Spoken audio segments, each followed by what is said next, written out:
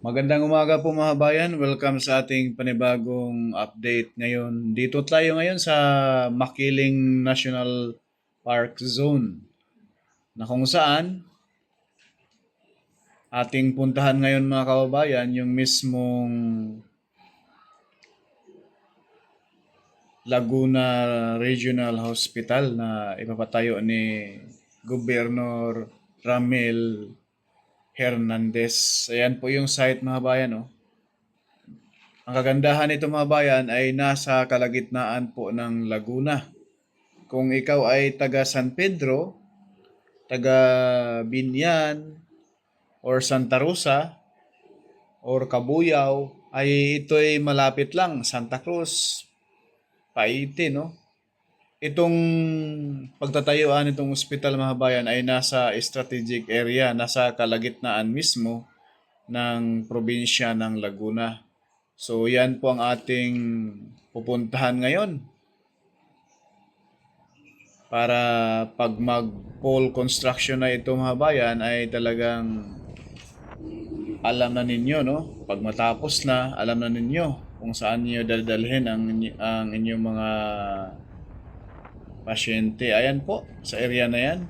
Ayan po yung future site for Laguna Regional Hospital.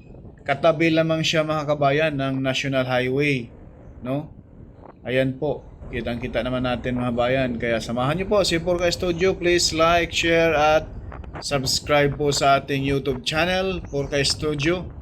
Paki-hit na rin yung notification bell, yung all upang lagi tayong updated. So, napakalaking himala rito sa area mga bayan, sa Pansol. Ayan po, Pansol po ito mga bayan. Tayo ay papunta na roon sa mismong Los Baños na walang traffic ngayong umaga mga kabayan. Ayan po yung isang resort dyan sa bandang kaliwa. Alam naman natin, ito po yung Hot Spring Resort, no? Kapital sa buong Pilipinas, itong Pansol, Laguna. Masisilain natin dyan mga bayan. Kaliwat kanan po yung hot spring dyan mga bayan. Ayan po. Bilisan natin konti para masisilayan natin at hindi tayo maabutan ng sobrang init. Napakaganda ng panahon ngayong araw Sabado, January 25, 2025. Let's go!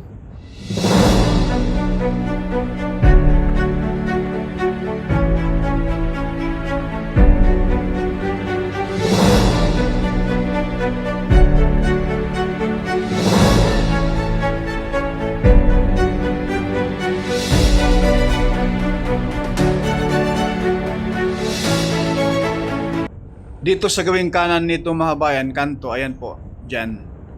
Andyan yung pasukan papunta sa isang falls dito sa Los Baños. Yan po yung Dampalit, ayan po sa right side. Andyan po yung Dampalit Falls mga bayan, mataas siya. At napaka sarap din maligo, napakalamig yung tubig na galing sa Mount Makiling. Hindi siya mainit mga kabayan, napakalamig niya yung tubig doon sa Dampalit Falls. Malapit lang po rito sa highway, mga 1 kilometro kalahati lang. Pwede niyong lakarin, pwedeng ipasok yung motor or masasakyan doon. Lampas lamang ng DPWH na warehouse nila dyan. Ayan po, approaching na po tayo doon sa mismong Los Baños mga bayan. Isang mapagpalang umaga, araw Sabado, dito po sa probinsya namin ng Laguna. Sana po ito ay maaksyonan mga bayan at ngayon po may mga update po tayo sa Laguna Lakeshore Project na tuloy-tuloy na po ang gawa. Ayan na po yung munisipyo ng Los Baños sa gawing kanan natin. Ayan po mga bayan. Ayan na po yung Los Baños, no? Munisipyo dyan. Ayan po yung Los Baños, oh. Yan po mga bayan. Kaya i-vlog po natin, i-explore natin itong Los Baños, ang probinsya natin rito sa Laguna, ang pinaka sentro ng hot spring sa buong Pilipinas. itong Pansol, no? Ayan po mga bayan, approaching na po tayo dito sa napakasikat na delicacies rito sa Laguna, yung original Buko Pie. Ayan po mga bayan, medyo masikip lang nga lang yung National Highway rito. Tigtulin lang at yung ibang mga bayan natin. Pero nakakatuwa yung mga tricycle driver rito mga bayan. Hindi sila nag-i-stay sa fast lane, nasa right side lang sila. Sana ay matularan po ito sa buong Luzon kasi halos karatig lalawigan rito sa Laguna mga kabayan. Yung mga tricycle ay nasa fast lane, mga pasaway. Ayan po mga bayan, approaching na po tayo rito sa pinaka sentro ng original Buko Pie rito po sa Laguna, sa gawing kanan mga kabayan. At malapit-lapit na rin po tayo dyan sa UP Los Baños, dyan lang sa unahan mga bayan, no? Ayan po, ayan na po yung original Buko Pie sa unahan, sa gawing kaliwa natin mga kabayan. Kung gusto nyong bumili, pasalubong sa inyong mga mahal sa buhay, ayan po, sa gawing kaliwa mga bayan, no? Ayan po, oh. Yung building na yan mga bayan, yan po yung bilihan ng original Buko Pie dito sa Los Baños, Laguna. Sa mga bibili ng pasalubong, ayan po mga bayan, dito po ngayong umagang Sabado ay napakalaking himala dahil walang traffic, no? May traffic man pero light lang, tuloy-tuloy yung usad. Pero pagtanghali mga bayan, walang pinipiling oras rito sa area na ito. Hanggang doon sa mismong Kalamba. Talagang kalbaryo rito mga bayan. Abutin ka ng 2 oras, 3 oras. At sana po ay maaksyonan din po ng mga congressman dito sa area ng Laguna at gobernur, no? Na dapat ito'y unahin itong dekadang traffic dito. At ngayon mga bayan, narito na po tayo sa Bay, the Garden Capital of Laguna. Bay Laguna na po tayo mga bayan. Ayan po.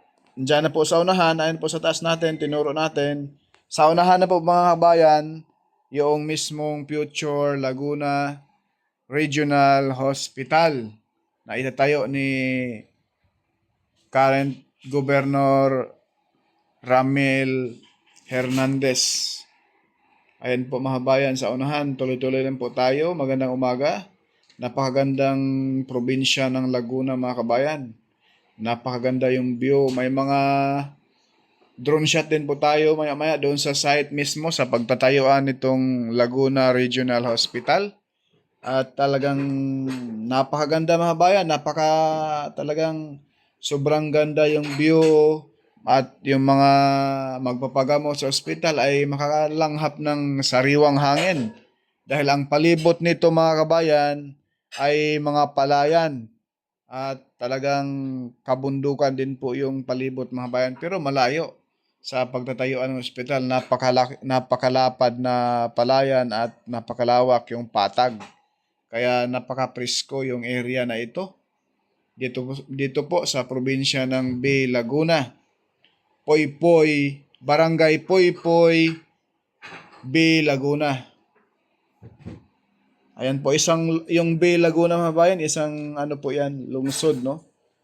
Ayan po, yung palibot nito ay talaga namang napakarami ng business establishment na nagsulputan dahil ito po ay future mega city, itong probinsya ng Laguna at napakaraming factory. Ayan po mga bayan, yung tarpaulin ni Gob Ramel Hernandez at ang kanyang bahay na si Ma'am Roth Hernandez. Masisilayan natin mga bayan yung kanilang naglalakihang billboard dyan.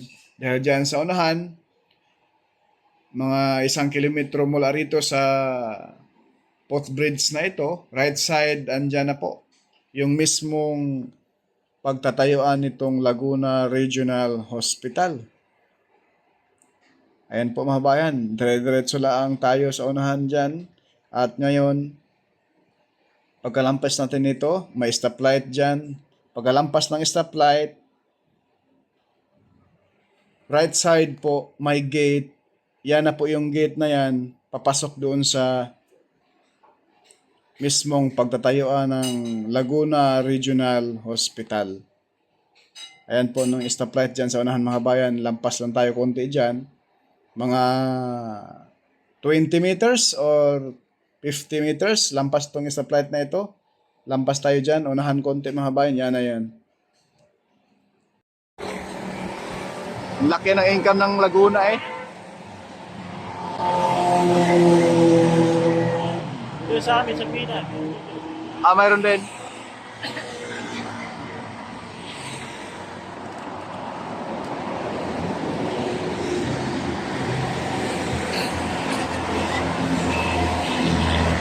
Yan.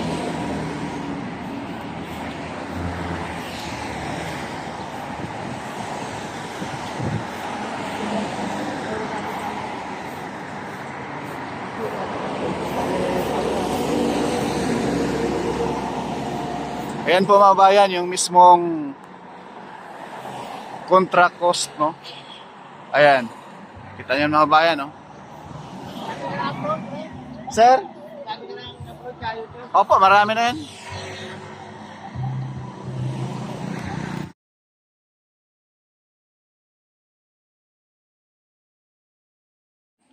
Ayan po mga bayan, yung area na yan. Diyan po itatayo. Yung building dyan sa unahan, hindi yan ha.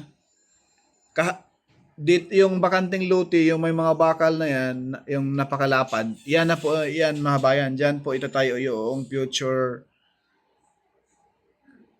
Laguna Regional Hospital. Liga ng Laguna, and itong event na to what was witnessed by, of course, our local chief executive mula po sa iba't ibang bayan at lungsod. Masayang-masaya po tayo kasi nga dati it's just a dream but now turned into a reality. Ano po, at ito po ay umaasa tayo na mapapakinabangan po ng ating mga mamayan, lalo higit mahirap natin kababayan dahil serbisyo po na kumpleto, pasilidad na serbisyo para tugunan po ang iba't ibang medical needs ng ating mga ng Laguna Regional Hospital. Pero napakahalaga ng araw na ito dahil ito yung simula. Okay? Maraming salamat po sa lahat po ng sumuporta. At ito ay handog natin talaga sa mamamayan po ng lalawigan po ng Laguna. Actually, that will be part po ng hospital development plan. Yan. Ang hospital development plan po ay gagawin ng Department of Health. So, yun po ay parte sa mga future po na pagpupulong. Kasi, tandaan natin, this is a DOH run hospital. And they will be the one po to prepare the hospital development plan. Kaya po, ang nito, kita niyo po yung perspective and all plans po na may kinalaman dito ay nakapaloob po, sa plano po programa ng Department of Health. Kaya nga po, even po yung magiging construction, kasi ang gagawa po DPWH pero aayon sila sa plano ng Department of Health. Kasi sweetheart, mahigpit ang Department of Health sa pagbibigay ng license to operate. So dapat talaga bawat detalye, ayan, ay kailangan po ay sundin ng DPWH na nakaayon po sa guidelines set by Department of Yes. Hindi po bypass. Ayun po ay bahagi ng Laguna Lake Road Network. Okay, ilang kilometers po ito? 18 kilometers po, 18 kilometers po mula Calamba going to Bae. Magkakaroon po siya ng co-connect po siya sa phase 1 ng Laguna Lake Road Network na from Taguig going Calamba. Then from national government mag-implement po noon. Then from Calamba to Los Baños to Bae, ang mag-i-implement naman provincial government. Napakalaking good news nito mga kabayan. Yung kaharap sa ating kamera ay papunta na po yan doon sa mismong Los Baños, no? Papuntang Calamba na po yan, area na yan mga kabayan. At yun po yung bundok na yan sa malayo, yan na po yung Mount Makiling, no? At yan sa malapit natin, dyan sa harapan sa ating kamera, ayan na po yung banda ng UP, no? Los Baños. At itong portion na ito mga kabayan, ayan na po yung building na masasalayan natin dyan sa baba. Diyan po itatayo mga kabayan, katabi ng building na yan, ang Laguna Regional Hospital. Ay napakalaking tulong nito mga kabayan dahil yung mga pasyente ay dinadala pa po sa Batangas, sa Maynila. Once na matapos ito, ay napakalaking tulong sa lalawigan ng Laguna.